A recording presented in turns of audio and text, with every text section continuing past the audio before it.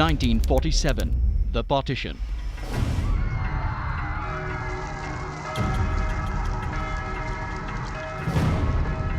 सारी सारी रात कत्ल होते थे, सारा सारा दिन आएँ उठती थी।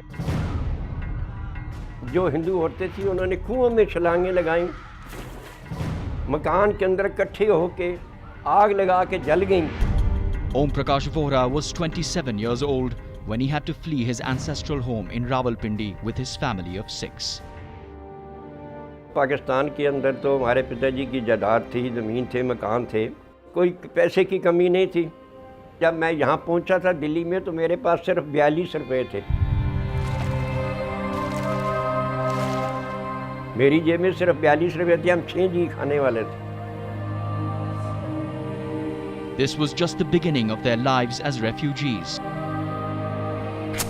They had no option but to survive on odd jobs, running a dhaba and selling tea.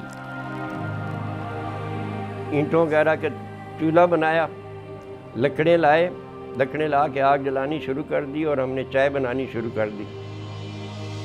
While India strived to assert itself as an independent nation, Om Prakash's grandson Bittu wrestled a difficult childhood working as a mechanic when he should have been at school.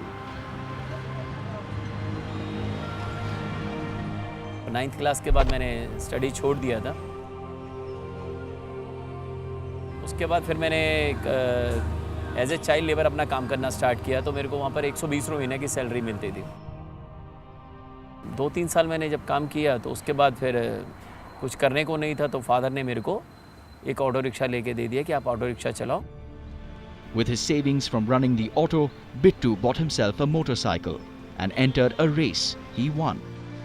A victory that proved to be a turning point.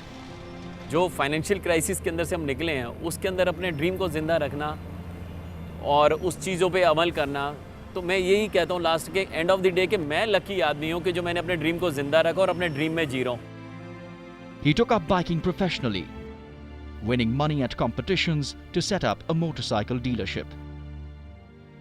दुनिया की fastest bike का हमेशा मैं जिसका dream देखता था, आज वो मेरे पास है और उसका मैं इंडिया का डीलर नंबर 1 बना हूँ अभी। It's been 66 years since the day that Om Prakash Vohra fled his home in Pakistan with nothing to his name. Today, the 91-year-old is happy that he has been witness to a nation's awakening, giving wind to a little boy's dreams as it soars.